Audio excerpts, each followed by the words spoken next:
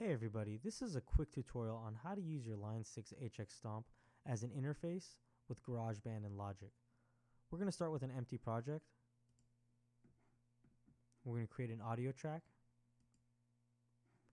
and go to the top left drop down menu, go to Preferences, go to Audio/MIDI, and if you change your output device to Line 6 HX Stomp, they should both change.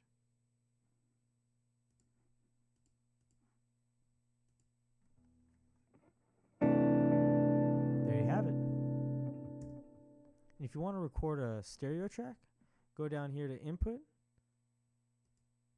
click that, and it becomes stereo.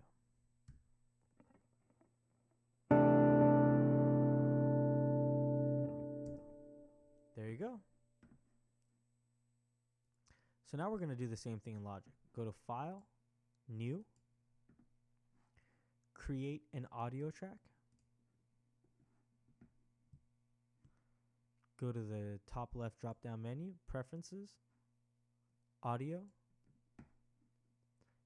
And just like GarageBand, if we change the output device to HX Stomp, they'll both change. Click Apply.